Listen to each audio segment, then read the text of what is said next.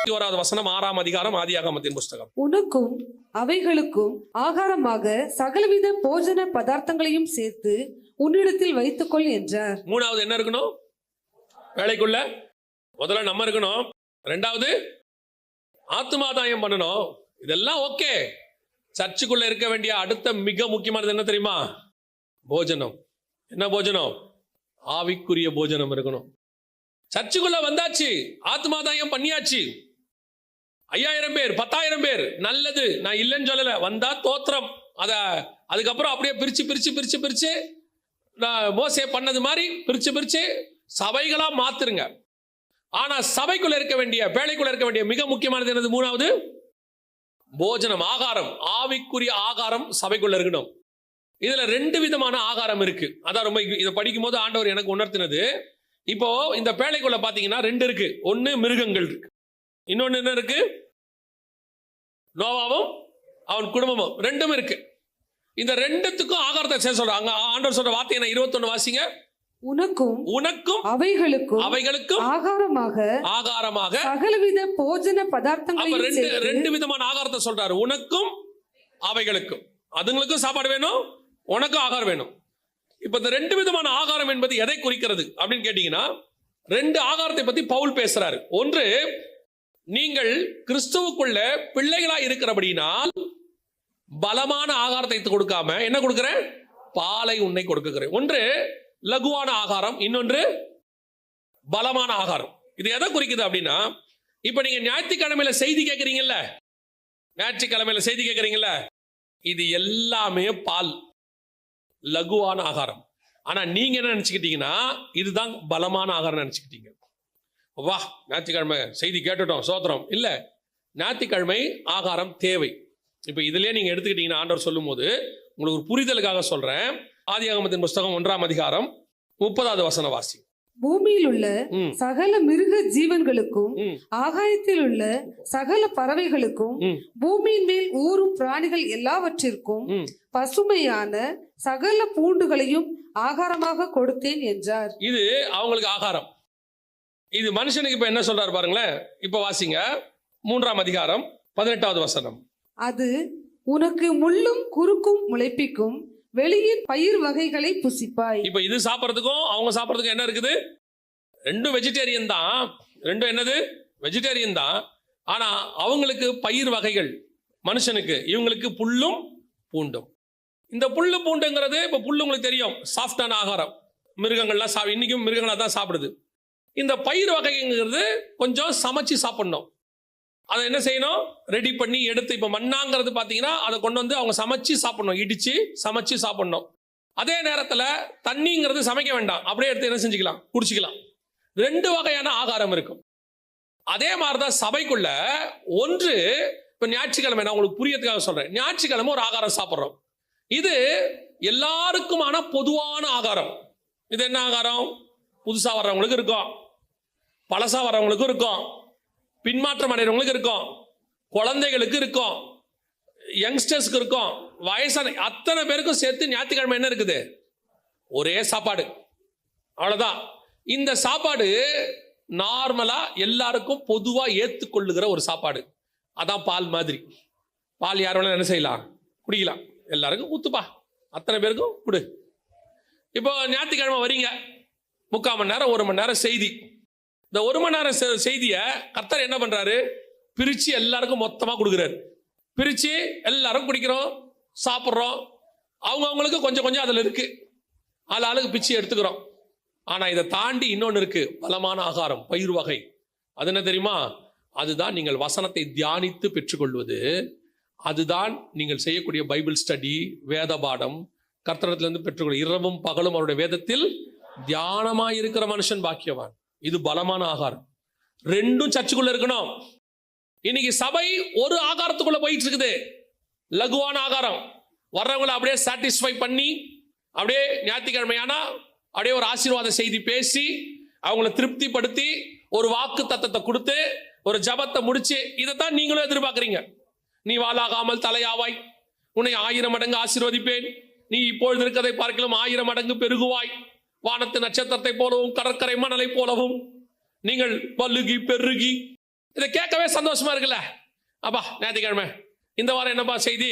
உன்னை 1000 மடங்கு ஆசீர்வதிப்பார். ஓ ஸ்தோத்திரம், பிரைஸ் தி லார்ட். அடுத்த வாரம் என்னப்பா செய்தி? கோடா கோடியாய் பெருகுவாயாக.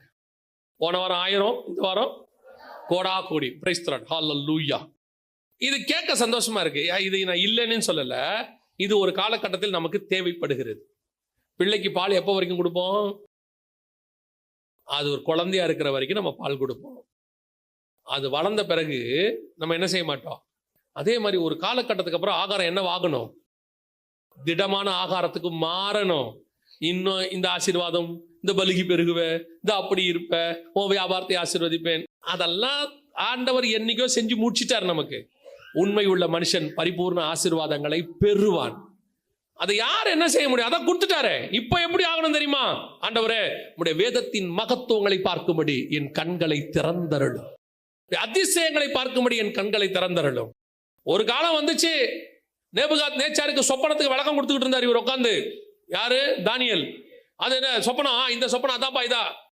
இயேசு நியாயம் தீர்க்கிறவர், மாற்றுக்கிறதே இல்லை. ஆனால் அதுல இருந்து உன்னை தப்பித்து பரலோகத்துக்கு கொண்டு போக விரும்புகிறவர். அதுதான் முடிவு. அழிக்கிறாருங்கிறது இல்ல, அழிவிலிருந்து காப்பாத்துகிறார். இயேசு கிறிஸ்துவே நம்மளை மீட்கிறதுக்கு தானே வந்தாரு. விசுவாசிகளுக்கு நான் சொல்றேன், இந்த வேதாகமம் முழுவதும் உங்களை தூக்குவதற்காக கொடுக்கப்பட்டதே ஒழிய உங்களை கீழே தள்ளுவதற்காக கொடுக்கப்படவே இல்லை. இதுல ஒரு வசனம் கூட உன்னை கொல்லாது. அத்தனை வசனமும் உன்னை ஜீவனாய்த்தான் மாற்றும். ஏன்னா இது நித்திய ஜீவ வசனம். இன்னைக்கு இந்த வசனத்தை தியானிங்க. தயவு செய்து நன்றாய் புரிந்து கொள்ளுங்கள். உன்னுடைய பேழைக்குள்ள உனக்கு தேவையான ஆகாரம் இருக்கணும்.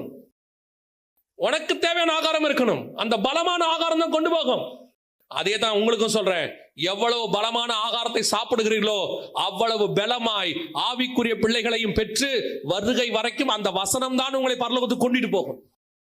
சும்மா சபைக்கு வந்துட்டு செய்தி கேட்டுட்டு போயிட்டா பரலோகத்துக்கு போயிடலாம் நினைச்சீங்கன்னா நோ சான்ஸ். அது லகுவான புல்லு. அது அவங்க வர்றவங்களுக்கு, ஞாயிற்றுக்கிழமை புதுசா வர்றவங்களுக்கு ஓகே, புது ஆத்மாக்களுக்கு சரி, துக்கத்தோட வருகிறவனுக்கு கர்த்தர் உன்னை ஆறுதல் அளிக்கிறார், எவாஞ்சலிசம் மெசேஜ் ஓகே, அதுல இல்லைன்னு சொல்லல. ஆனா விசுவாசிக்கு, நோவாவுக்கும் அவன் மகனுக்கும் அந்த ஆகாரம் பத்தாது. அதுக்கு தான் ஆண்டவர் ரெண்டுத்தையும் பிரிச்சு சொன்னாரு. நீங்கள் ஆகாரத்தை சேர்த்துக் கொள்ளுங்கள் சொல்ல, உனக்கும் அவைகளுக்கும் ஆகாரத்தை சேர்த்துக்கொள். அது புல்லு சாப்பிட்றது, நீ பலமான ஆகாரம் சாப்பிட்றாள். இது ரெண்டும் பேழைக்குள்ள இருக்கணும். பேழைக்குள்ள 3 காரியங்கள் முக்கியமா இருக்கணும். 1, நீங்கள் உங்கள் தரிசனத்தோடு உள்ளே இருக்கணும். 2, என்ன இருக்கணும்? சகல விதமான ஜாதிகளும் சேர்த்துக் கொள்ளப்பட வேண்டும். 3, எல்லாருக்கும் தேவையான இந்த பேழை தான் வரப்போகிற அழிவிலிருந்து தப்பிக்கும். அல்லேலூயா. இந்த 3 பேழைக்குள்ள இருந்தாதான் பேழை என்ன செய்யும். இல்லைன்னா யோசிச்சு பாருங்க, ஆகாரம் இல்லைன்னு வச்சுக்கோங்க, கதவு மூடியாச்சு, 1 வருஷம் சாப்பாடு இல்லாம உள்ள இல்லை, என்ன ஆகும்? உள்ள இல்லை என்ன ஆகும்? செத்து போயிடும். நீ உள்ளேயும் சாகக்கூடாதுன்னா உள்ள கண்டிப்பா என்ன இருக்கணும்? ஆகாரம் இருக்கும். நாம் ஜெபிக்க போகிறோம். ஏந்திரிக்கலாமா? நம்ம தேவ சமூகத்துல ஒப்பு கொடுப்போம். இந்த 3 காரியங்களும் உங்கள் வீடுகளுக்குள்ள இருக்கா?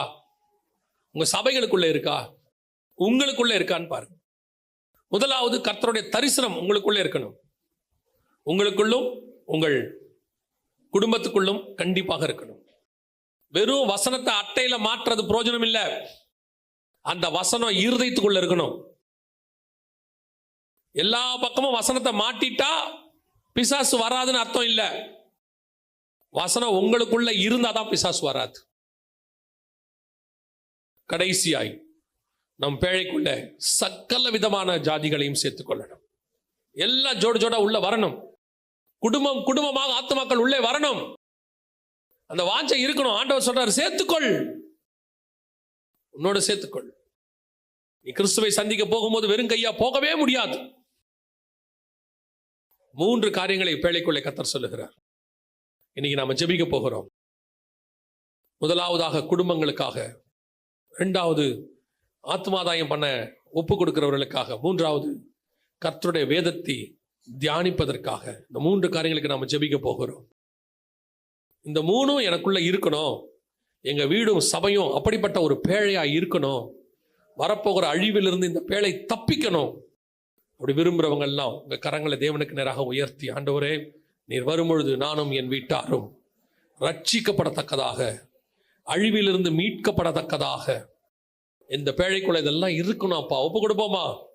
Thank you Jesus. நல்ல தகப்பனே, கரங்களை உயர்த்தி ஜெபிக்கிற ஒவ்வொருத்தருக்குள்ளேயும் உடைய தரிசனம் புறப்பட்டு வருவதா. ஆண்டவரே, தற்காலத்தில் காணாதவைகளை குறித்து தேவ எச்சரிப்பு அவர்களுக்குள்ளே வருவதாக, அதற்கான ஒரு ஆயத்தம் வருவதாக, முழு குடும்பமும் போக வேண்டும் என்கிற எண்ணம் வருவதாக, ஒரு ஆயத்தம், குடும்பமாய் ஆயத்தப்படுவார்களாக. ஒவ்வொரு வீடுகளிலும் குடும்ப ஜெபம் ஆரம்பிக்கப்படுவதாக, தனிப்பட்ட ஜெபம் ஆரம்பிக்கப்படுவதாக. அப்பா, குடும்பத்தில் ஒருத்தர் கூட கைவிடப்பட்டவர்களா இராதபடி நீர் வரும்பொழுது முழு குடும்பம் எடுத்துக்கொள்ளப்பட கர்த்தர் கிருபை தருவீரா. Thank you Jesus. இரண்டாவதாக ஆண்டவரே, கரங்களை உயர்த்தி ஜெபிக்கிற ஒவ்வொருத்தரும் ஆத்துமாதாயம் பண்ணுகிறவர்களாக, அநேகருக்குமே அறிவிக்கிறவர்களாக, சந்திக்க வரும்போது வெறுங்கையாய் வராதபடி, சந்திக்க வரும்போது திரளான கூட்டத்தை கொண்டு வருகிறவர்களாக, ஒரு சமாரிய ஸ்திரீயை போல, ஒரு மரியாளை போல, ஆண்டவரே, ஒரு பிசாசு பிடிச்ச மனுஷனுடைய கிராமத்தை போல ஒரு கூட்டத்தை கொண்டு வந்த இடத்துல ஒப்படைக்க கர்த்தர் கிருபை பாராட்டுங்கப்பா. அந்த பாரம், ஆத்ம பாரம் வரட்டும் ஆண்டவரே. கடைசியாய் எங்கள் திருச்சபை முழுவதும், எங்கள் விசுவாசிகள் அத்தனை பேரும் உடைய ஆகாரத்தினால் நிரப்பப்படுவார்களாக, உடைய வசனத்தினால் நிரப்பப்படுவார்களாக, இரவும் பகலும் கர்த்தருடைய வேதத்தை தியானிக்கிறவர்களாய் மாறுவார்களாக. சும்மா இருக்கும் போதெல்லாம் வசனத்தை தியானிக்கிறோங்கிற எண்ணம் வரட்டும். ஒரு 5 நிமிஷம் சும்மா இருந்தா வசனத்தை தியானிக்கிறோங்கிறதான ஒரு எண்ணம் வரட்டும் ஆண்டவரே. எங்க திருச்சபை வசனத்தின் மேல் கட்டப்படுவதாக, கண்மணியின் மேல் கட்டப்பட்ட வீடாய் மாறுவதாக மகிமையுள்ள கரத்திலே தாழ்த்துகிறோம் எங்கள் ஆண்டவர் இயேசு கிறிஸ்துவின் நாமத்தில் பிதாவே.